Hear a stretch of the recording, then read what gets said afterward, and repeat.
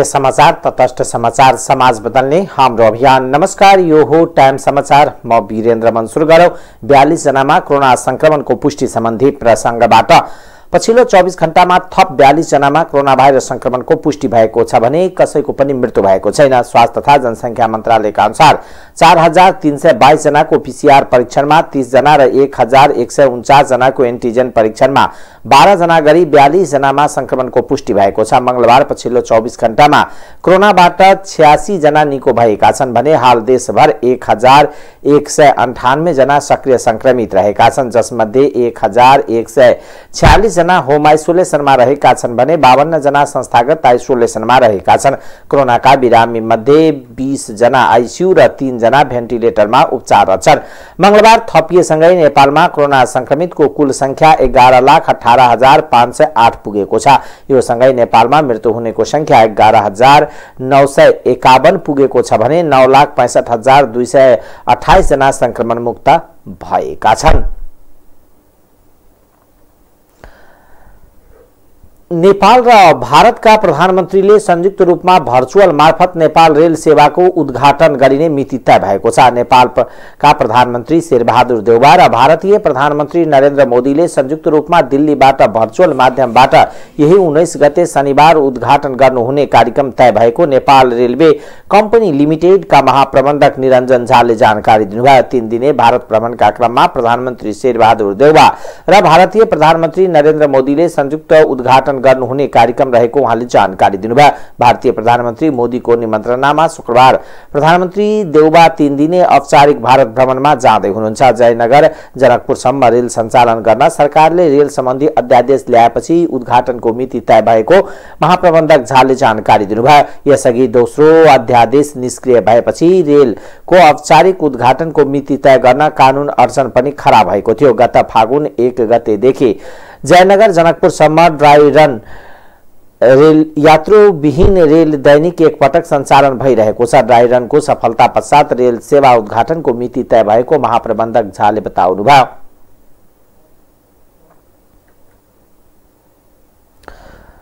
Nepal oil निगमले आइतबार पनि सार्वजनिक बिदा दिने प्रस्ताव गरेको छ। निगमले सरकारलाई पत्र लेख्दै सार्वजनिक तथा सरकारी सवारी साधनको प्रयोग घटाएर इन्धनको खपत कम गर्ने गरी थप 1 दिन बिदा दिन प्रस्ताव गरेको हो। इन्धन मूल्य वृद्धिको मारमा निगमलाई जोगाउन यस्तो उपाय विचार गर्न उद्योग वाणिज्य तथा आपूर्ति मन्त्रालयलाई पत्राचार गरिएको निगमका प्रवक्ता विनित मणि उपाध्यायले बताउनुभयो। अत्यावश्यक क्षेत्रबाहेक सरकारी र निजी सवारी साधनमा जोर बिजोर लागू गर्न तथा आइतबार पनि सवारी सार्वजनिक बिदा दिन आग्रह गरिएको उहाँले बताउनुभयो। निगमको आर्थिक अवस्था निकै जर्जर भयो। पेट्रोलियमको मूल्यका कारण देशलाई जोगाउन पनि 2 दिन सार्वजनिक बिदा र जोर बिजोर लागू गर्न पर्ने देखिएको उपाध्यायले बताउनुभयो।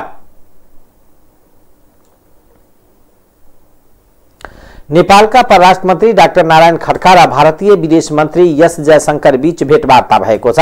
श्रीलङ्काको कोलम्बोमा 2 समकक्षी बीचमा भेटवार्ता भएको। कोलम्बोमा जारी बहुक्षेत्रीय प्राविधिक तथा आर्थिक सहयोगका लागि बंगालको खाडीको प्रयास बिमेस्टिक सम्मेलनमा सहभागी हुने क्रममा खड्का र जयशंकर बीच भेटवार्ता भएको। बिमेस्टिक सम्मेलन आजैदेखि कोलम्बोमा सुरु भएको छ। परराष्ट्र मन्त्री खड्काले यसअघि नेपाल आएका चिनिया विदेश मन्त्री वाङ यीसँग वार्ता गरेर बिमेस्टिक सम्मेलनमा सहभागी हुन कोलम्बो पुगेका छन्। भेटवार्ताबारे ट्विट गर्दै भारतीय विदेश मन्त्री जयशंकरले परराष्ट्र मन्त्री खड्कासँगको कुराकानी फलदायी रहेको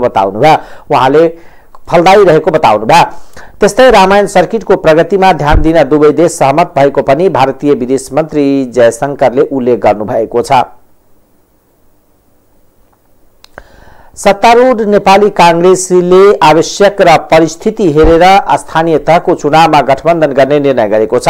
मंगलबार सकिएको केन्द्रीय समितिको बैठकले स्थानीय आवश्यकता र हारजितको परिस्थिति हेरेर सत्तारूढ़ दलसँग गठबन्धन गर्ने निर्णय गरेको प्रवक्ता प्रकाश शरण महतले जानकारी दिनुभयो। केन्द्रीय सदस्यहरूको सुझावका आधारमा देशभर नभई आवश्यक ठाउँमा नेकपा माओवादी केन्द्र, एकीकृत समाजवादी, जनता समाजवादी र राष्ट्रिय जनमोर्चासँग तालमेल गर्ने निष्कर्ष निकालिएको प्रवक्ता महतले जानकारी दिनुभयो। अहिले पनि देशका धेरै पालिकामा कांग्रेस नै बलियो रहेको र यसलाई अझ सहज र व्यापक बनाउन गठबन्धन आवश्यक रहेकोमा सबैजसो नेता र केन्द्रीय सदस्य सहमत भएको महतको भनाइ छ।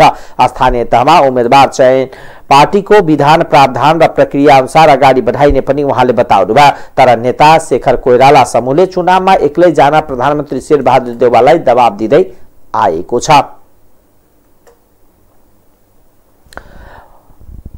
रूपन्देहीको तिलोत्तमा नगरपालिका वार्ड नम्बर 2 स्थित शंकर नगर वन विहार तथा अनुसन्धान केन्द्र वन बाटिकामा तिलोत्तमा बहुउद्देश्यीय टावर निर्माण भएको छ। तिलोत्तमा नगरपालिकाले आन्तरिक तथा बाह्य पर्यटन प्रवर्धनमा टेवा पुर्याउने लक्ष्यका साथ बहुउद्देश्यीय टावर निर्माण गरेको हो। वनबाटिका लुम्बिनी प्रदेशको एउटा महत्वपूर्ण पर्यटकीय गन्तव्य हो। यहाँ वार्षिक 3.5 लाख आन्तरिक तथा बाह्य पर्यटक आउने गरेका छन्। टावरको मंगलबार पूर्व प्रधानमन्त्री तथा नेकपा एमालेका अध्यक्ष केपी शर्मा ओलीले उद्घाटन गर्नुभयो। टावरमा होटल, रेस्टुरेन्ट, कफी शप, डिपार्टमेन्टल स्टोर, लाइब्रेरी, अन्य विभिन्न सेवा केन्द्र तथा दृश्यावलोकन सेवा समेत उपलब्ध हुनेछ। टावर सञ्चालनका लागि तिलोत्तमा नगरपालिकाले लीज करार प्रक्रिया अघि बढाएको छ। 11 तले टावर 134 फिट उचाइ छ।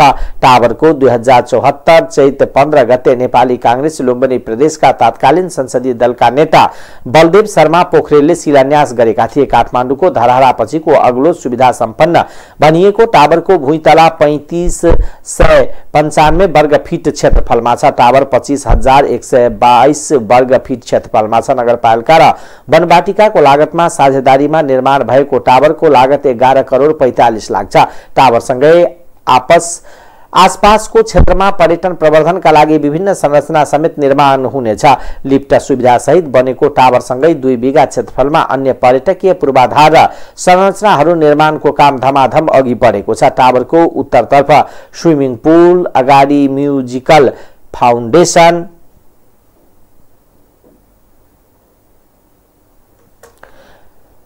लगायतको देखिएको छ।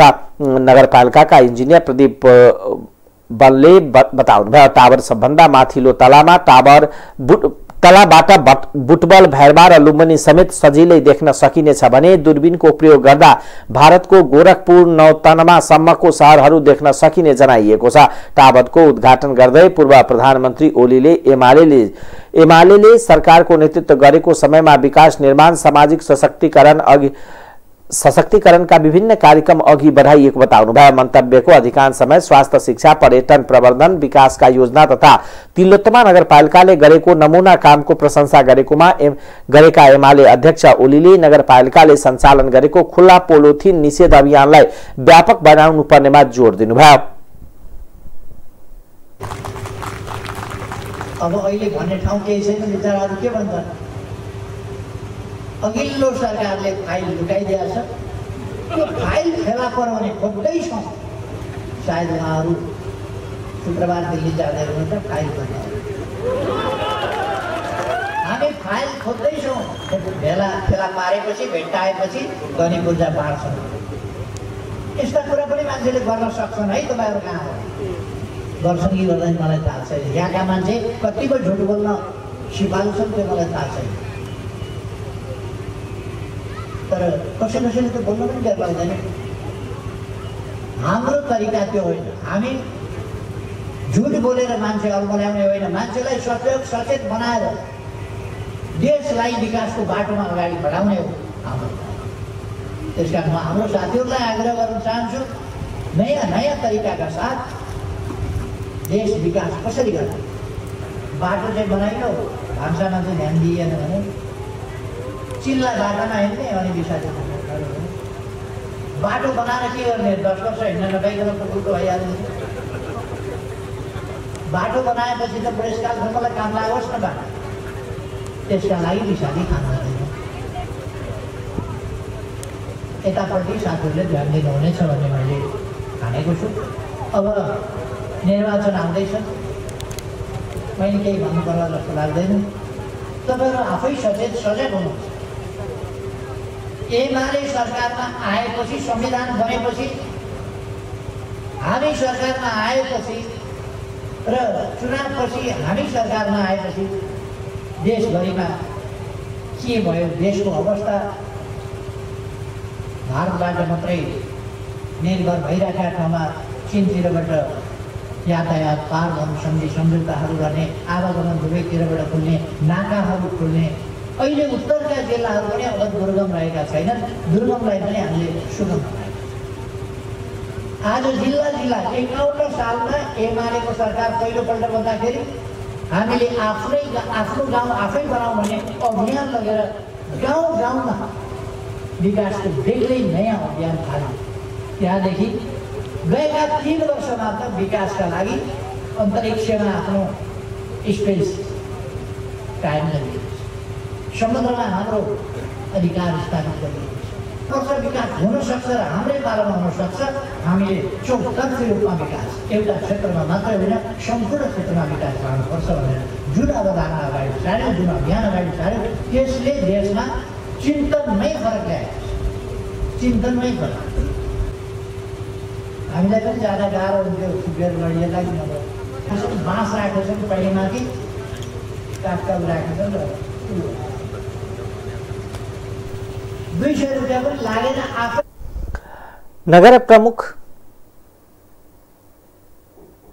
नगर प्रमुख वासुदेव घिमिरेले तिलोत्तमा बहुउद्देश्य टावर नगरपालिकाको गौरव र गहना हुने बताउँदै यो नगरपालिकाको आमदानीको एउटा महत्त्वपूर्ण स्रोत पनि हुने बताउनुभयो।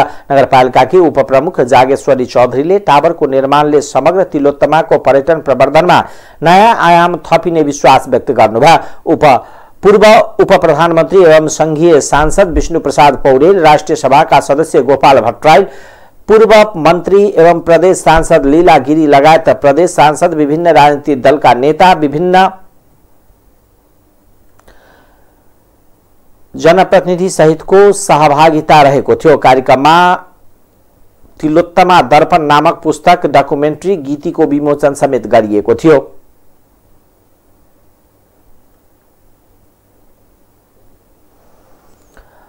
परराष्ट्रविद एवं पूर्व राजदूत प्राध्यापक डाक्टर लोकराज बरालले नेपाल भारत प्रबुद्ध व्यक्ति समूहले तयार पारेको प्रतिवेदन स्वतः खारिज भएको सरह रहेको टिप्पणी गर्नुभएको छ। रिपोर्टर्स क्लब नेपालले आयोजना गरेको विशेष साक्षात्कारमा बोल्दै उहाँले पहिलो सार्कको समयमा पनि इपिजी बनेको थियो, नेपाल भारत सम्बन्धमा पनि इपिजी बनेको हो। भारतले इपिजीको प्रतिवेदन नबुझ्नु थियो भने यो समूह नै बनाउनु हुँदैन थियो भन्ने लाग्छ, अथवा प्रतिवेदन बुझेर राखेको भए पनि हुन्थ्यो। अब भारतले प्रतिवेदन नबुझेपछि कूटनीतिज्ञ भाषामा भन्ने हो भने यो इपिजी को प्रतिवेदन स्वतः खारिज भएको जानकारी दिनुभयो। इपिजी को प्रतिवेदनको कन्टेन्ट उसलाई चित्त बुझे नहोला, यो त अनुमानको कुरा नै हो। उहाँले प्रधानमन्त्री शेरबहादुर देउवाको भारत भ्रमण सफल हुने विश्वास व्यक्त गर्नुभयो। उहाँले अहिलेको परिवेशमा प्रधानमन्त्री देउवाको भारत भ्रमण हुन लाग्नु आफैमा सुखद संकेत भएको र यो अडिएर रहेको दुई देशबीचको सम्बन्धमा गतिशीलता देखिने विश्वास दिलाउनुभयो। उहाँले राष्ट्रवादको कुरा उठाएर सम्बन्ध बिगार्ने काम गर्न नहुने धारणा राख्नुभयो। यो छ त्यहाँ ठुल्ठुलो परिवर्तन भइरहन्छन्, घटनाचक्रहरू बदलिरहन्छन्, तर भूगोल त जागो त्यही छ नि, त्यसलाई परिवर्तन गर्न सकिँदैन। त्यसैले मान्छेले भू राजनीति भन्छन्, सबै मुलुकको आफ्नो भू राजनीति हुन्छ।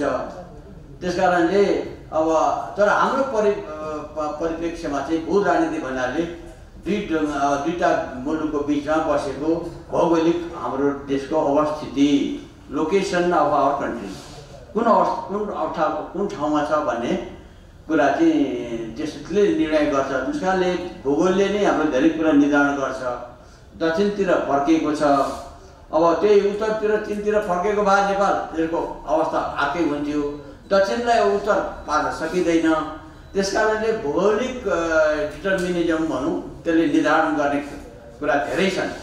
यसले गर्दाखेरि शेरबहादुरजी अथवा कुनै प्रधानमन्त्री तपाईँले हेर्नुभयो होला, यो सन्धि सम्झौताहरू परिवर्तन गर्नुपर्छ, यो असमान सन्धि हो भन्नेहरूले पनि उनीहरू पनि सरकारमा आए कतिपल्ट, तर उनीहरूले त्यो परिवर्तन गर्न सकेनन्। किन दुईटै पक्षले त्यसलाई मान्नुपर्ने हुन्छ। एउटा मात्रै पक्षले त्यसलाई बदल्न सक्दैन। सूचना दियो भने बदल्न सक्छ, तर त्यसका सम्भावना के हुन सक्छन्, त्यसका परिणामहरू के हुन सक्छन्, त्यो पनि हेर्नुपर्ने हुन्छ। त्यसकारणले यो सम्बन्ध चाहिँ नेपाल भारतको सम्बन्ध चाहिँ यो अचम्मै खालको सम्बन्ध छ। यस्तो सम्बन्ध चाहिँ संसारमा अरू मुलुकको बहुत कम होला जस्तो मलाई लाग्छ। किनभने भूगोलले नै निर्धारण गरिदियो धर्म, संस्कृति, रीतिरिवाज, फलानु, पानी बगेर जाने सबै हुनेदेखि ऐतिहासिकदेखि लिएर सभ्यताको कुरादेखि लिएर राजनीतिक असर पर्नेदेखि लिएर आर्थिक त पुरै रूपले अब भनौँ न भारतसँग नै जोडिएको धेरै कुरा छ। उहीँबाट चाहिँ हाम्रो चाहिँ ट्रान्जिट फेसिलिटिजहरू चाहिँ त्यहीबाट भएको हुन्छ। हामीले नाका जतिसुकै उत्तरतिर खोल्यो भने केही पर्सेन्टेज हाम्रो व्यापारमा परिवर्तन हुनसक्छ। भोलि चाइनासँगको हाम्रो व्यापार बढ्यो भने केही सम्भावना बढ्यो भने, तर भारतसँग जहिले पनि मान्छेले बराबरीको दृष्टिले भन्दैन। भारतसँगको सम्बन्ध आफ्नै खालको हुन्छ अनि चीनसँगको सम्बन्ध हाम्रो आफ्नै खालको हुन्छ। किनभने हरेकसँग तुलना गर्न मिल्दैन त्यो सम्भावनाहरूलाई। जस्तो देखिएको छ हामीले अगाडि नै सुरु गरेका कति कामहरू छन्, ती कामहरूलाई कसरी अगाडि बढाउने, त्यसलाई कसरी गति दिने भन्ने मात्रै यसमा बढी सम्भावना देख्छु म। उहाँले प्रधानमन्त्री देउवाले अठोटका साथ एमसीसी पास गरेको बताउनुभयो। यो राम्रो काम गर्नुभयो। चिनिया विदेश मन्त्री भर्खरै नेपाल आउनुभयो, यो पनि राम्रो काम हो। उहाँले आफै भारतीय प्रधानमन्त्रीको निम्तोमा भारत जाँदै हुन्छ, यो सरकारको विदेश सम्बन्धको राम्रो संकेत रहेको बताउनुभयो। अझ काम गर्न बाँकी रहेको छ। डाक्टर बरालले नेपाल भारत सम्बन्ध भन्ने बित्तिकै यसको बहुआयामिक सम्बन्ध रहेको उल्लेख गर्नुभयो।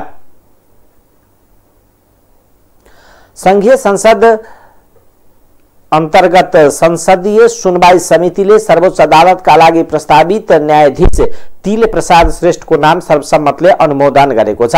आज बसेको बैठकमा उहाँसँगको अनुभव, सोच, भावी योजना र अवधारणा सम्बन्धी जानकारी लिएपछि समितिले सर्वसम्मतले नाम अनुमोदन गरेको सभापति लक्ष्मण लाल कर्णले जानकारी दिनुभयो। नेपालको न्याय क्षेत्रमा देखिएको ढिल सुस्ती अन्त्य गर्दै सेवाग्राहीलाई अदालतप्रतिको सम्मान बढाउन उहाँले विभिन्न समय र स्थानमा रही चाल्नु भएको कदमको समिति सदस्यले सो अवसरमा प्रशंसा समेत गर्नुभयो। न्यायाधीश श्रेष्ठले पोखरा, राजविराज र विराटनगर उच्च अदालतमा रहँदा 2 वर्ष नाघेका मुद्दा शून्यमा झार्नु भएको तथा सबभन्दा बढी मुद्दा छिनोफानो गर्न न्यायाधीशको सूचीमा पर्दै आउनु भएको छ।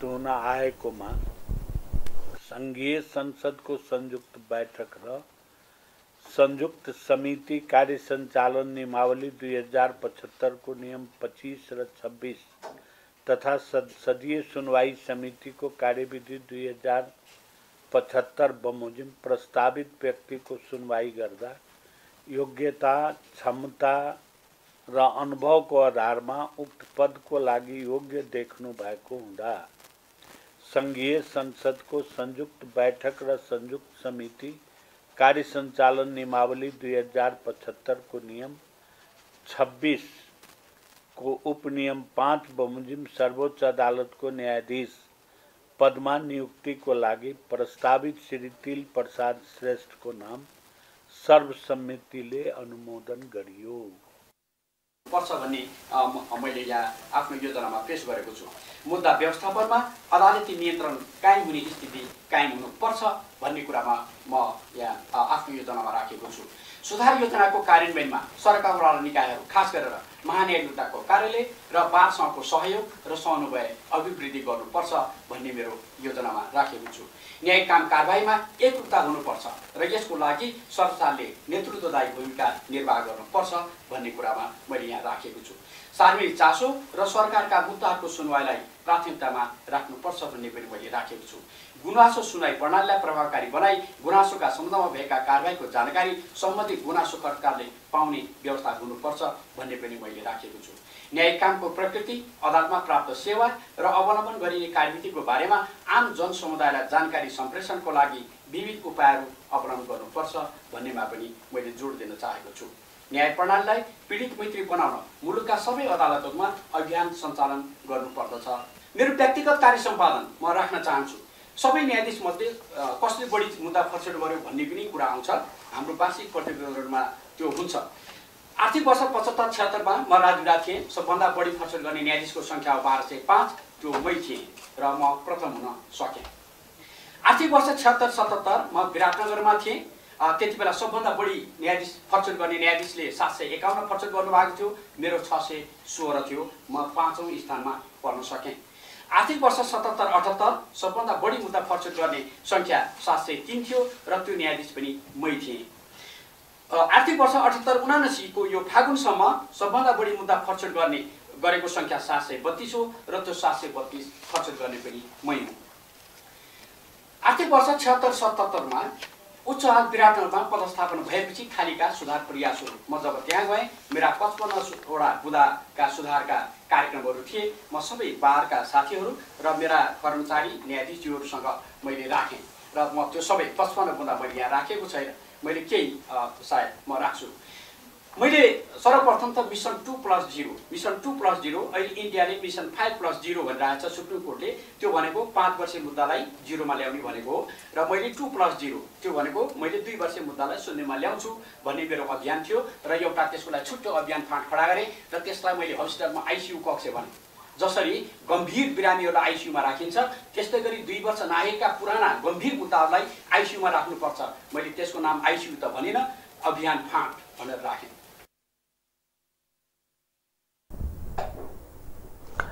न्याय परिषदले उहाँको नाम सर्वोच्च अदालतका लागि मनोनयन गरी संसदीय सुनवाईका लागि गत फागुन 27 गते समितिमा पठाएको थियो। उहाँले अदालतमा मुद्दा छिनोफानोका क्रममा विद्युतीय प्रणाली अवलम्बन, पेशी र फैसला तयारी बारे सेवाग्राहीलाई जानकारी, स्थानीय तहका पदाधिकारीसँग मुद्दा छिनोफानोका सम्बन्धमा अन्तर्क्रिया र प्रशिक्षण, अदालतमा निशुल्क कानुनी फाँट, न्यायिक सञ्जाल, मिट दी जज तथा फैसलामा हार्ने पक्षलाई चित्त बुझाउने फैसला लेखन जस्ता महत्त्वपूर्ण कार्यको सुरुवात गर्नुभएको छ।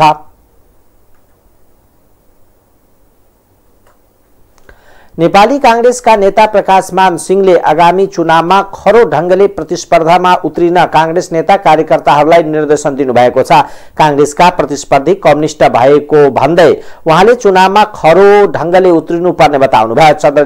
चन्द्रगिरीमा आयोजित नगर स्तरीय भेलामा नेता सिंहले नारा दिने तर काम नगर्ने पार्टी कम्युनिस्टहरू भएको कुरा लिएर जनता सामु पुग्नु पर्ने बताउनुभयो।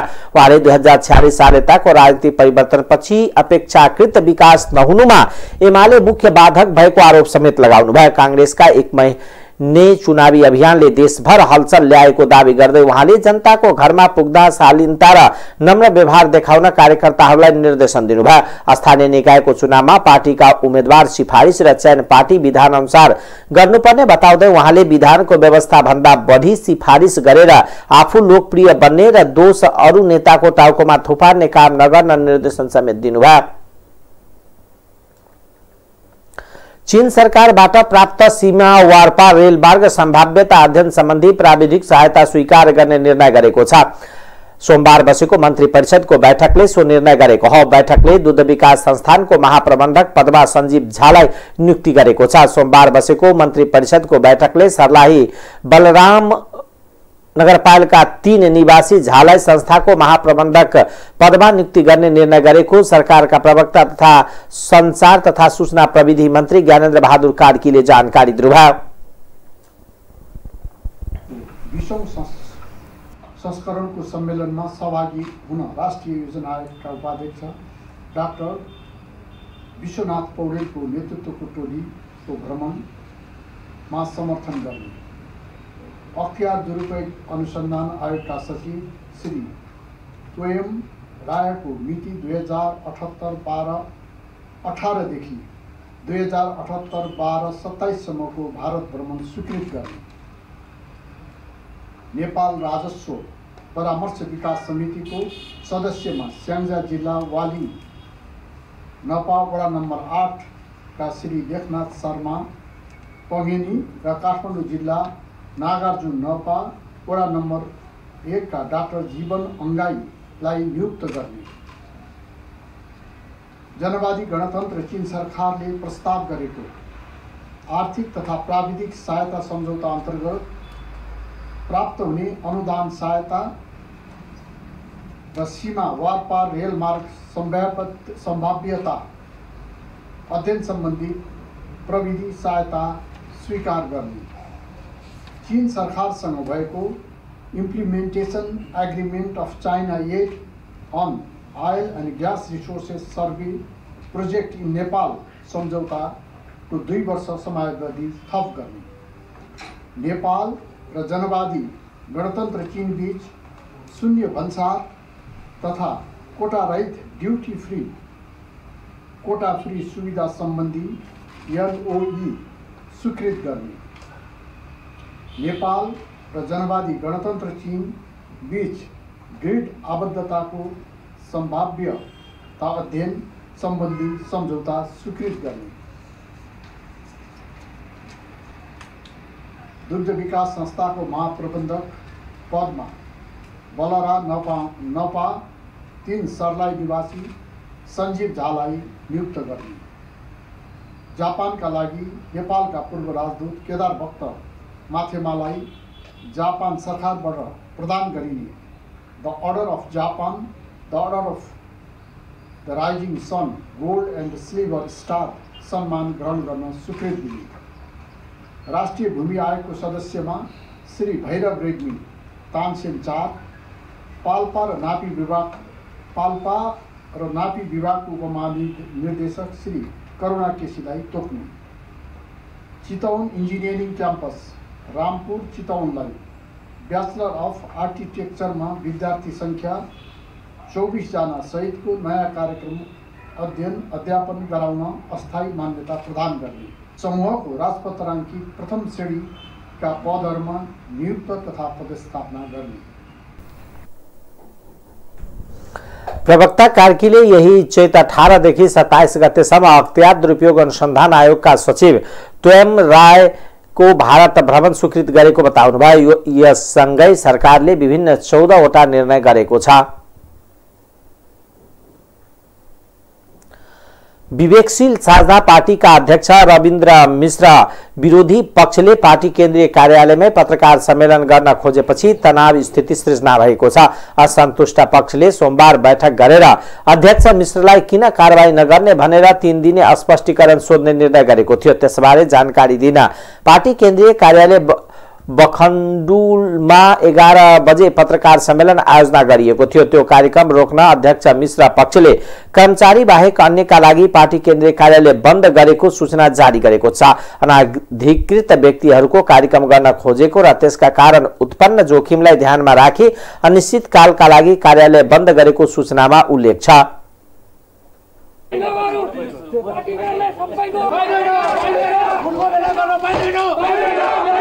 तपाईलाई धेरै धेरै धन्यवाद छ।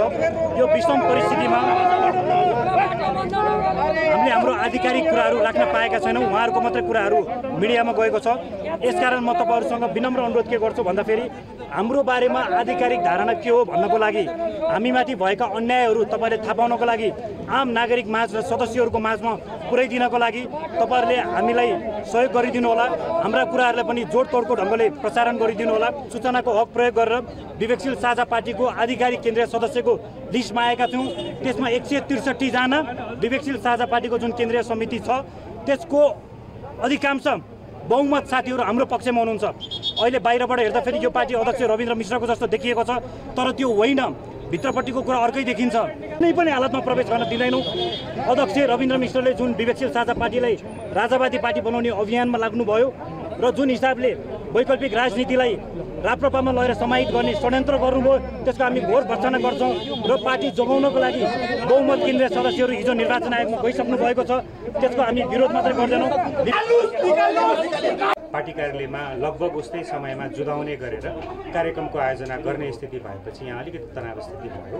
विधि पद्धति र सुसंस्कृत राजनीतिको अभ्यास गर्ने पार्टीको मैदानमा आज केही साथीहरूले जे जस्तो क्रियाकलाप गर्नुभयो, जे जस्तो अभद्र अमर्यादित किसिमको गतिविधि गर्नुभयो र तनावको स्थिति उत्पन्न हुने स्थिति लिएर आउनुभयो, त्यसप्रति हामी विवेकशील साझा पार्टीप्रति शुभेच्छा राख्ने हाम्रा तमाम शुभेच्छुकहरू र सदस्यप्रति म मेरो व्यक्तिगत तर्फबाट र पार्टीको तर्फबाट हार्दिक क्षमा याचना गर्छु। यो उहाँहरूले जुन नियोजित क्रियाकलाप गर्नुभएको थियो त्यो आजको क्रियाकलाप पनि उहाँहरूले त्यसैको निरन्तरता हो।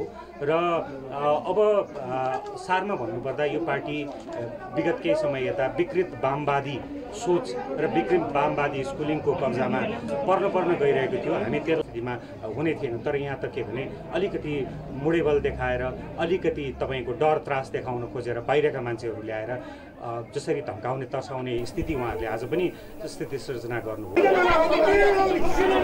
कार्यालय बन्द गरेपछि असन्तुष्ट पक्षका नेता कार्यकर्ताहरूले विरोध जनाएका छन्। त्यस क्रममा हो हल्ला र नाराबाजी भएको थियो।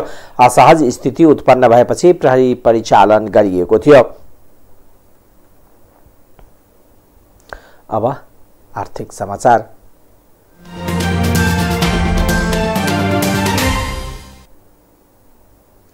संखुवा सभामा निर्माणाधीन 900 मेगावाटको अरुण तेस्रो जलविद्युत आयोजनाको प्रवेश मार्गको छ्याङकुटी पखुवा सडक खण्ड 7 दिनदेखि अवरुद्ध भएको छ। प्रवेश मार्गको छ्याङकुटी पखुवा सडक खण्डका पीडितहरूले मुआवजा नपाएको भन्दै अनिश्चितकालीन सडक बन्द गरेर आन्दोलनमा उत्रिएका छन्। अरुण तेस्रोको प्रवेश मार्ग छ्याङकुटी पखुवा सडक खण्डको मुआवजा नपाएपछि 7 दिनदेखि अरुण तेस्रो आयोजना र प्रवेश मार्ग अवरुद्ध पारेको संघर्ष समितिका अध्यक्ष हर्क सिंह राईले बताउनुभयो। प्रवेश मार्ग छ्याङकुटी खुवा सडक खण्डको मुआवजा 3 वर्ष बितिसक्दा नपाएपछि बाध्य भएर प्रवेश मार्ग र आयोजनाको पावर हाउसको काम अवरुद्ध बनाएको अध्यक्ष राईले बताउनुभयो। पहिला 15 मिटरको मुआवजा दिएर आयोजनाले अहिले 30 मिटर जग्गा अधिग्रहण गरेको अध्यक्ष राईको भनाइ छ। अरुण तेस्रो परियोजनाको करिब 50% माथि काम भइसक्दा पनि मुआवजा नपाएपछि स्थानीयवासीले चैत 8 गतेबाट प्रवेश मार्ग र पावर हाउसको काम अवरुद्ध पारेर आन्दोलनमा उत्रिएका हुन्। प्रवेश मार्गका स्थानीयवासीले गएको मंगलबारदेखि भौतिक निर्माणका काम बन्द गरिदिएका छन्। छ्याङकुटीमा पावर हाउस स्थलसम्मको मुआवजा विवाद केही वर्षदेखि कायम छ। यो खण्डमा सरकारी मूल्य अनुसार मुआवजाको रकम नदिएपछि स्थानीयवासीले सडक र काम ठप्प बनाएका हुन्। यस क्षेत्रमा 200 परिवारले मुआवजा नपाएको पीडितले गुनासो गरे।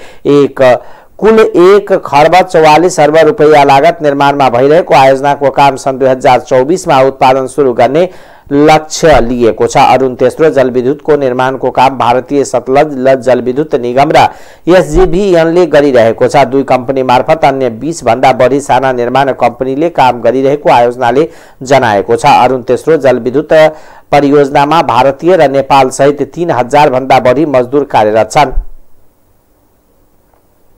अब अन्तर्राष्ट्रिय समाचार।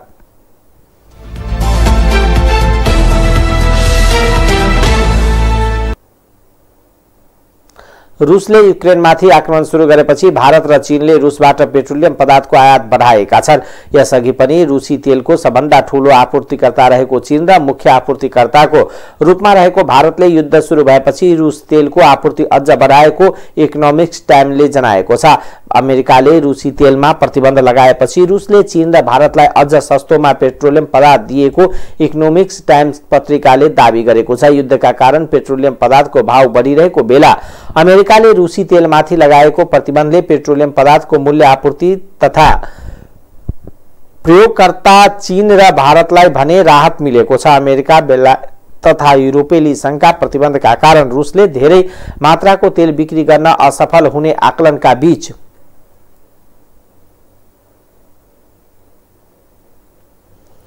चीन र भारतको आयातको रूसलाई पनि राहत मिलेको छ। यसको असरले अमेरिकी युरोप सहित देशका भने पेट्रोलियम पदार्थको भाव बढ्ने इकोनोमिक्स टाइम्सले जनाएको छ। रूसी ग्यासको भुक्तानी रुबलमा गर्नुपर्ने निर्णयको G7 देशले विरोध गरेका छन्। विश्वका ठूला 7 औद्योगिक देशका G7 समूहका सदस्य देशले रुबेलमा भुक्तानी गर्नुपर्ने निर्णय अस्वीकार हुने जनाएका हुन्। G7 मा बेलायत, Canada, France, Germany, Italy, Japan, America रहेका छन्।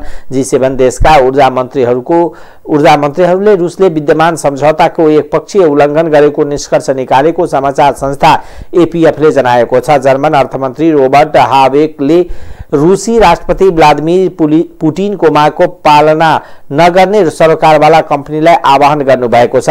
जर्मनीले G7 को अध्यक्षता गरिरहेको छ। रूसी राष्ट्रपति पुटिनले गए हप्ता सबै युरोपेली संघमा समावेश देशलाई प्राकृतिक ग्यास वितरणका लागि रुबल भुक्तानी गर्नुपर्ने घोषणा गर्नुभएको थियो। युक्रेनमा आक्रमणपछि पश्चिमा देशले लगाएको प्रतिबन्धको बावजुद मास्कोले आफ्नो अर्थतन्त्रलाई प्रभावित हुन नदिने यो कदम चालेको विश्लेषण गरिएको छ। फ्रान्सेली राष्ट्रपति इम्यानुएल मैक्रोनले शुक्रबार ग्यास फर रुबल को मागलाई अस्वीकार गरिसक्नु भएको छ। रूस र युक्रेन बीच नयाँ चरणको शान्ति वार्ता सुरु भएको छ। टर्कीको इस्तानबुलमा भइरहेको वार्ता सहभागी दुवै देशका प्रतिनिधिहरूलाई टर्की राष्ट्रपति रेसेप तय्यप एर्दोगानले स्वागत गर्नुभएको छ। रूस र युक्रेन बीच यसअघि 3 चरणमा भौतिक उपस्थितिमा वार्ता भएको थियो भने चौथो चरणमा भिडियो कुराकानी मार्फत वार्ता भएको थियो। झन्डै 2 हप्तापछि भएको आजको वार्तामा युद्ध रोक्ने अवस्था नआए पनि युद्धग्रस्त क्षेत्रमा फँसेकाहरूलाई उद्धार गर्ने वातावरण बन्ने अपेक्षा रहेको युक्रेनी अधिकारीलाई उद्धृत गर्दै बीबीसीले जनाएको छ। आजको वार्तामा प्रगति भएमा युक्रेनका राष्ट्रपति व्लादिमिर जेलेन्स्की र रुसका राष्ट्रपति व्लादिमिर पुतिन बीचको सीधा वार्ताको सम्भावना बढ्ने टर्कीका राष्ट्रपति एर्दोगानले बताउनु भएको एपीएफले जनाएको छ। जेलेन्स्कीले पुतिनसँगको सीधा वार्ताको आह्वान गर्दै आउनु भएको छ भने रुसले उच्चस्तरीय वार्ताको समय भइ नसकेको बताएको छ। मध्य मस्कोमा एक जमघटमा चलाइएको गोली लागि कम्तीमा 19 जनाको मृत्यु भएको छ। स्थानीय महान्यायाधिवक्ता कार्यालयले एक वक्तव्य जारी गर्दै स्थानीय समय अनुसार बिहान करिब 10:30 बजे भएको उक्त घटनामा 19 जनाको मृत्यु भएको र अन्य दर्जनौं व्यक्ति घाइते भएको बताइएको छ। उक्त घटनामा मृत्यु हुने 16 पुरुष र 3 महिला रहेको बताइएको छ। मिक्योयान राज्यका लस टिनाजा शहरमा उत्सवका लागि भएको जमघटमा 2 समूह बीच विवाद भएपछि गोली चलेको एक प्रत्यक्षदर्शीले बताएको अभियोजनकर्ताको कार्यालयलाई जानकारी प्राप्त भएको छ। आक्रमणको सूचना पाएपछि अपराध दृश्य तथा विशेषज्ञ सेवा इकाइको कर्मचारीहरू तुरुन्तै घटनास्थल पुग्दा गोली लागि 16 पुरुष र 3 महिला मृत अवस्थामा फेला परेको एफजीईले जानकारी गराएको छ। आक्रमणमा घाइते भएका अन्य दर्जनौं मानिसलाई स्थानीय अस्पतालमा भर्ना गरी उपचार सुरु गरिएको छ। घटनाबारे थप जानकारी का लागि अनुसन्धान भइरहेको भन्दै अधिकारीहरूले घटनाबारे थप विवरण दिन इन्कार गरेका छन्। अब खेलकुद समाचार।